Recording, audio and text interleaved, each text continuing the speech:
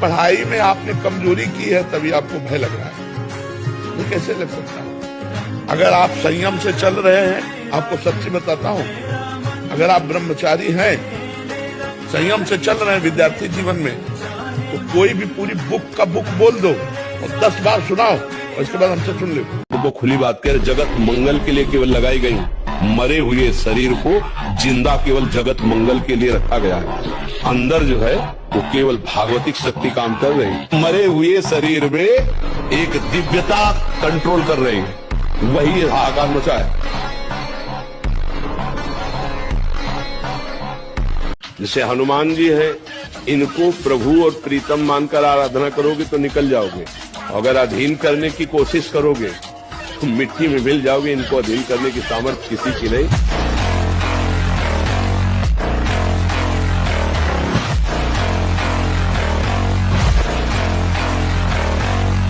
फिर बोल रहे हैं, अगर भयानक से भयानक विपत्ति को ऐसे न नष्ट कर दे तो बता देना।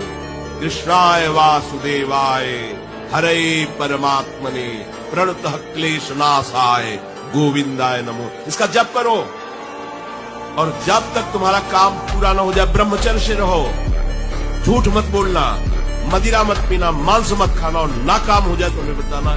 बच्चा फेल होके आया, अगर माता इतने पैसे लगा दिए तो खिलवाड़ में समय नष्ट किया, फेल हो गया, और वो वैसे उसके मित्र जो पास हो गए वो वैसे ही ऐठ के चल रहे थे, वो वैसे ही दुखी हो रहा था, और ऊपर से आकर आपने, अब वो क्या, उसकी निराशा कहां पहुंचा देगी। आप अपने घर में बैठ करके यदि नाम जप करें तो सारे तीर्थ आपके पास है, सारे पुण्य आपके पास है, सारा ज्ञान आपके पास है। आपको मना है आप चले जाओ, नहीं मना है मत जाओ, मनावे आरती करो, मनावे मत करो, नाम जप कर रहे हो सब ठीक हो। किसकी तरफ देख रहे हो? जो देवी स्वरूपा है, जो माँ स्वरूपा है, जो बहन स्वरूपा है, उनकी तरफ हम गंदी दृष्टि से देखेंगे, हमारा मंगल कैसे होगा? नहीं, ये गंदी बात। सबके चरणों की तरफ देखो, नमस्कार। अगर दृष्टि चली जाए तो दोबारा दृष्टि ना जाए। राधा राधा राधा राधा। दूसरी माँ बहनों को काम दृष्टि से देखोगे, दुर्गति को प्राप्त हो जाओगे। यदि अपना कल्याण चाहते हो, मंगल चाहते हो, तो भवानी की अंश स्वरूपा है, इनको जननी के समान, बहन के समान, बेटी के समान भाव से देखो। बराबर की है तो बहन के समान छोटी है, तो बेटी के समान बड़ी है, तो माँ के समान देखकर प्रणाम। इनके पर अगर काम दृष्टि करोगे तो उनका तो कुछ बिगड़ेगा नहीं, आप नष्ट हो जाओगे। मान करे तो हर्ष न हो, अपमान करे तो शोक न हो, निंदा करे तो हमें दुख न हो, स्तुति करे तो हमें सुख न हो। जय हो या पराजय, सुख हो या दुख, मान हो या अपमान, सबको समान रखकर निरंतर नाम जप करना, यही अध्यात्म की सफलता है। और द्वंद्वों में फंस जाना, भगवान का विस्मरण हो जाना, यही अध्यात्म की असफलता है। तो हम पहली बात तो कहते हैं कि यदि तुम नाम जप करते हो तो तुम्हारे ऊपर कोई जादू कर दे, ऐसा पैदा नहीं हुआ। नहीं, भारत का किसी भी जादूगर, किसी भी टोना, किसी तांत्रिक को बोलो हमारा प्रेमानंद नाम मोबाइल में फोटो होगी, वही फोटो से तंत्र कर दे। हम सबसे ये कहते हैं कि व्यर्थ में परेशान हो यार, पूरा ठेका अनंत ब्रह्मांडों का भगवान लिए, तुम अपने शरीर के ठेके में परेशान हो। इसका भी भार भगवान के चरणों में समर्पित करके निश्चिंत, निर्भय, निःशुक हो जाओ। भगवान की शरणागति में अपार सुख है, चिंता मत करो। ये जो आप कृष्ण कृष्ण राधा राधा बोल रहे हो, ये आपको कभी उदास नहीं होने देगा, कभी निराश नहीं होने देगा। ये मित्र कभी आपकी पराजय नहीं होने देगा, कभी तुम्हें शर्म से आंखें नहीं झुकानी पड़ेंगी।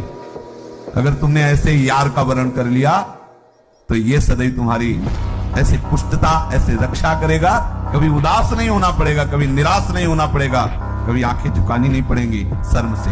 नहीं, जपत हरिनाम जय, आपकी विजय होगी, क्योंकि आपके पास ऐसा मित्र है, नाम मित्र। संसार की आग से जला हुआ इन्होंने हाथ पकड़ा मुझे पहले दिन से और आज यहाँ तक पहुंचाया, मैं उनको भूल जाऊंगा? आप सोचो जरा, है कैसे भूल सकते हैं? और भूलने वाली चीज है वो शिव है। कोई सहयोगी नहीं, पहला शब्द याद कर लो। जिसे तुम सहयोगी समझ रहे हो वही तुम्हें नीचा दिखाने की कोशिश करेगा। आपको अगर उन्नतिशील बहुत समय तक टिके रहना है धर्म क्षेत्र में, तो आपको अपने पैरों के बल खड़े होना पड़ेगा। यश बढ़ने में वर्षों लगते हैं, धूमिल होने में 2 मिनट लगते हैं। लेकिन यदि वो थोड़ा भी गिर करके बढ़ रहा है यश, तो वो यश सम्माननीय होता साधु सभा में। सबको ज्ञान है कि यहाँ से जाना है, कुछ नहीं पास जाए, लेकिन हमको भगवत प्राप्ति करनी, ये बात नहीं किसी के समझ में आती। तो अब हम तो भगवान के चरणों के आश्रित हैं, हम तो यही प्रयास करेंगे कि आपका जीवन मंगलमय हो, नाम जप करें, बुरे आचरण छूटे और आपके अंदर भूख पैदा हो जाए भगवान की। अगर भगवान की भूख पैदा हो गई तो सब कुछ मिल जाएगा। मित्रता करो, लेकिन दोस्त को पवित्र रखो, अपनी दोस्ती को पवित्र रखो। दोस्ती का मतलब विषय वासनाओं का खेल नहीं है, दोस्ती का मतलब मनमानी आचरण नहीं है। अगर एक दोस्त फिसल रहा है तो पकड़ लिए, नहीं, हम दोनों दोस्त हैं।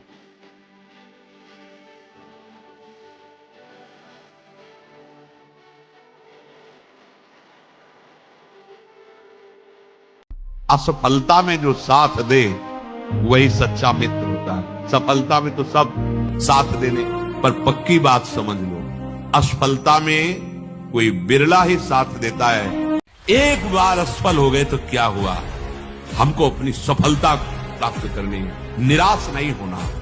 और एक बार यदि तुम ऐसा कर ले गए सम सिद्धि असिद्धि में, तो समझ लो कि तुमने परमात्मा प्राप्ति या ऊंचाई पर चढ़ने के लिए कमर कस लिए, तुम्हें कोई नीचा नहीं दिखा सकता। देखो, जवानी जो है पवित्र आचरण करके व्यतीत कर लो तो बुढ़ापा तुम्हारा मंगल में आ जाएगा, और जवानी तुमने खूब पापाचरण किए तो बुढ़ापा में तुमको दुर्गति भोगनी पड़ेगी, पक्का समझ लो। और जीवन अगर तुम्हारा धर्म पूर्वक गया तो मृत्यु तुम्हारी महान होगी, और जीवन पापाचरण में गया तो मृत्यु तुम्हारी दुर्गति में होगी, ये बात पक्का समझ लो।